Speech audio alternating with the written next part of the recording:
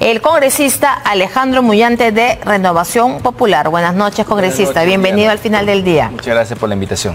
Bueno, ¿qué impacto cree que tendría esta modificación del Consejo para la Reforma del Sistema de Justicia? Porque presidente de la República que lo presida, es un poco raro, ¿no? Ahí donde está la separación de poderes, ¿no? A ver, yo noto que el Consejo para la Reforma de Justicia es un proyecto fallido desde su inicio, ¿no? Fue creado por el señor Martín Vizcarra, ¿no? Y desde que se creó nunca funcionó. Se postergó incluso sus sesiones y luego la presidenta Dina Boluarte lo volvió a reactivar en enero de este año. Pero en realidad nunca ha funcionado y no creo que vaya a funcionar. Porque no tiene un rumbo fijo, no tiene un plazo determinado. Ahora este proyecto de ley establece que van a reunirse 3 veces al año de manera ordinaria y de manera extraordinaria cuando así lo requiera la presidencia. Pero ¿acaso la reforma de justicia no es urgente en nuestro país? ¿Para qué sirve un consejo que solo se va a reunir de manera ordinaria 3 veces al año? El próximo año entramos en años de elecciones. ¿Y quién lo va a presidir? ¿La presidenta Boluarte? ¿En medio de elecciones electorales? No, pero ya de nacimiento. Además, la presidenta Boluarte, que es y cualquier presidente, ¿no? En este caso es la presidenta Boluarte que va a presidir de manera indelegable, dice. Sí, claro.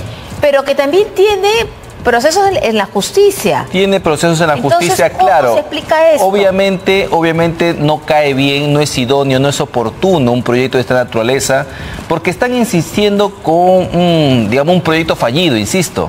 O sea, si realmente el Ejecutivo está preocupado en una verdadera reforma de la justicia, hubiesen creado otro organismo, ¿no? Hubiesen llamado a un Consejo de Estado, tal vez, que podría decirnos en una fecha determinada se va a crear una propuesta legislativa, una política, se va a elaborar una política, etcétera, etcétera.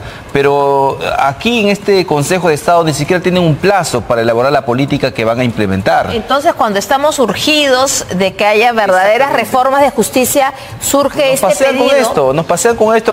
Yo creo que es que en realidad no representa ningún tipo de cambio o mejora a mediano o corto plazo, que es lo que hoy día queremos. Todos estamos conscientes, los peruanos, que nuestro sistema de justicia está sufriendo fuertes falencias. No por algo se acusa, por ejemplo, que existen jueces y fiscales que están liberando delincuentes. Sí, eso también vamos a hablar. El propio presidente del Poder Judicial ha dicho que se debe sancionar ejemplarmente a estos jueces porque él detecta una falencia, una falla en el sistema. Entonces, esa falla que hace que la justicia no llegue a todos y que si llega demasiado lenta, necesita una reforma urgente. Pero eso es justamente lo que no plantea este proyecto, porque no nos dice cuándo se va a presentar la política ni cuánto tiempo va a durar ese proceso. El proyecto de ley ya está remitido al Congreso y estará en sus manos. Me imagino que en la Comisión de Justicia que usted integra y en la Comisión de Constitución. Es muy probable que vayan a ambas comisiones. Ya queda en su cancha, ¿no? Yo creo que vamos a tener que evaluar con pinzas esta propuesta legislativa. No es oportuno, repito, no es idóneo y obedece a un proyecto fallido creado por el señor Vizcarra, que no tiene plazo determinado y además no representa ningún tipo de mejora integral, que es lo que queremos todos. Esta tarde, conocido este proyecto de ley, el Ministerio de Justicia emitió un comunicado de la Secretaría Técnica del Consejo Técnico para la Reforma del Sistema de Justicia. Informa a la ciudadanía lo siguiente. Acá tenemos el comunicado del Consejo para la Reforma del Sistema de Justicia. Dice, el Consejo de la Reforma del Sistema de Justicia fue creado en el año 2019.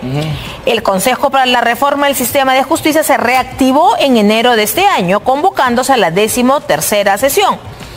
En esa sesión, el Contralor General de la República y el Defensor del Pueblo sostuvieron que el presidente de la República ostenta la más alta jerarquía y propusieron que la presidencia del Consejo recayera de manera permanente en el presidente de la República, encargándose a la Secretaría Técnica la formulación de un proyecto de ley, el mismo que fue presentado ante el Congreso de la República el 24 de octubre del 24, es decir, hoy.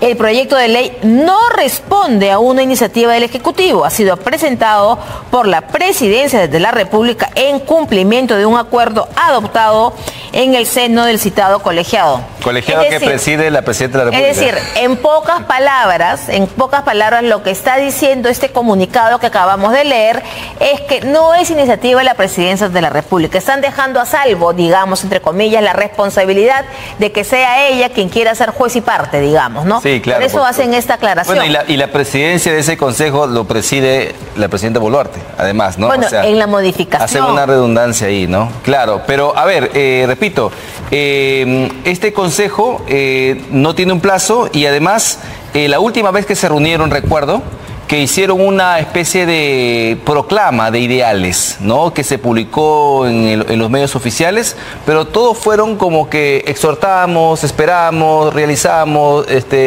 motivamos, etcétera, etcétera, pero nada que ver con una política concreta. No se tradujo en una iniciativa legislativa, no se tradujo en una política que hoy día lo podamos ver, lo podemos palpar. En otras palabras, simplemente ha sido una lista de ideales que en realidad no están ayudando en nada, que es lo que hoy queremos nosotros. Ahora, antes de que ustedes debatan en el Congreso este proyecto de ley, ya hay críticas. Hoy día en la noche estuvo en portada, por ejemplo, el abogado Luis Lamas Pucho, que ha dicho que esto busca desestabilizar el sistema judicial por parte del Ejecutivo y el Legislativo. Ahí les cae a ustedes. Y que dijo también el doctor Lamas Pucho, es que los que van a aprobar la ley tienen casos judiciales. Entonces también, no solamente es la señora Boluarte, también en el Congreso hay un montón de congresistas procesados. Sí, entonces, pero ahí el que supuestamente va a representar al Congreso es el presidente del Congreso, no son todos los congresistas. Todos los congresistas actuarán cuando se presente una propuesta no, pero a lo que se refiere que no se sabe cuándo va a ser. A lo que se refiere es que el Congreso tiene que aprobar este pedido de reforma. Entonces,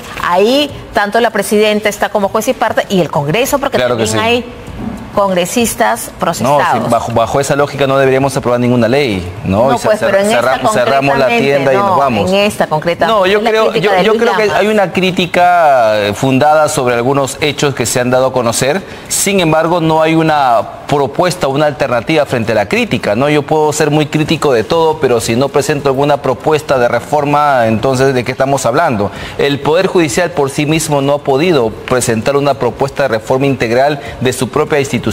Igual pasa, por ejemplo, con el Ejecutivo, que no puede hoy presentarnos una verdadera política de seguridad ciudadana. Entonces, lo que se busca, al menos, entiendo la razón de este proyecto, es que debe ser todos los titulares de los diferentes organismos públicos quienes elaboren una propuesta. Hasta ahí se entiende, porque claro, el Poder Judicial, quien debería hacerlo solo, ojo con eso, en principio debería hacerlo solo el Poder Judicial, pero hasta este momento no hay una propuesta. Y es más, el propio presidente ha salido a pedirle al Congreso que haga una ley. Entonces están pidiendo como que auxilio, socorro, ¿no? Ahora, entonces yo creo que en ese tenor lo que se busca es que se junten todos los que están involucrados con el sistema de justicia y elaboren un proyecto, una política. Pero la pregunta es, ¿cuándo lo van a hacer? No se sabe. Una de las críticas principales del Ejecutivo y del Parlamento también es que los jueces y fiscales liberan a delincuentes. Hablan de los búnkers que atrapan más de 80 personas y al final solamente quedan 9 encarcelados. Usted ha presentado un proyecto de ley que ya hubo primera votación, es que jueces y fiscales reciban sanción cuando liberen a delincuentes que sean capturados en flagrancia. Claro. ¿Usted cree que esto va a tener un impacto positivo si es que se llega a aprobar en la segunda votación? Yo creo que sí, porque estamos corrigiendo algo que se estaba desnaturalizando, y es que muchos jueces y fiscales, valiéndose de la autonomía o independencia que tienen, han estado liberando delincuentes capturados en flagrancia. Y cuando digo en flagrancia, han sido capturados con las manos en la masa, es decir, han sido capturados con todas las pruebas en su contra. Entonces, si un fiscal decide liberar a un delincuente que ha sido capturado con todas las pruebas en su contra, ya no se vuelve pues un operador de justicia, sino se vuelve simplemente un cómplice del crimen. Porque ¿cómo es posible esos casos que tú has mencionado de gente que ha sido capturada en búnkers, con arma de fuego, con droga, luego sean liberados, puestos en las calles todos? O sea, allí hay un grave problema. Ya no estamos hablando de administración de justicia.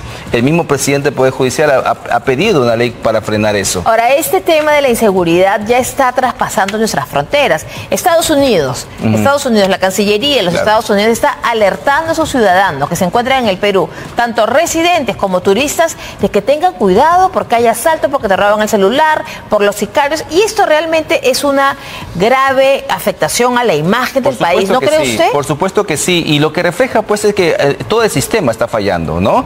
O sea, no solamente el Poder Ejecutivo, también la Administración de Justicia. Y por eso es que nosotros siempre hemos dicho de que de nada vale una ley que meta cadena perpetua a todos los extorsionadores si luego la policía no tiene el presupuesto para implementarlo y luego un fiscal o un juez indolente los libera a mansalva, ¿no? Entonces necesitamos coordinar entre todos los poderes del Estado. Y eso fue también lo que le dije a los señores transportistas. Si realmente buscan una solución integral al problema de la inseguridad, también deben ustedes marchar hacia el Poder Judicial.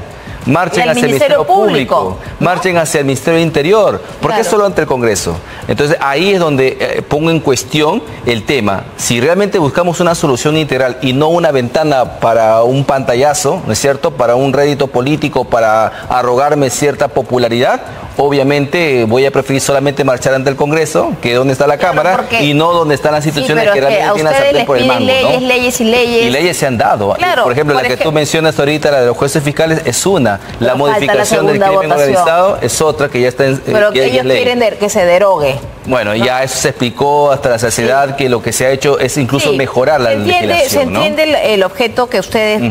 Ahora, hay otra ley que se ha aprobado en el Congreso que también apunta a la inseguridad, que es aprueba incluir adolescentes de 16 y 17 años en el sistema penal por delitos graves, pero ¿no es mandar a los chicos a una escuela del delito como son las cárceles? Eso es justamente lo que queremos evitar. Precisamente esta ley lo que va a generar es desincentivar que los chicos decidan delinquir o cometer delitos graves, y segundo, obliga al Ejecutivo a adoptar medidas para que una vez esta ley aprobada digan a dónde vamos a mandar a estos chicos.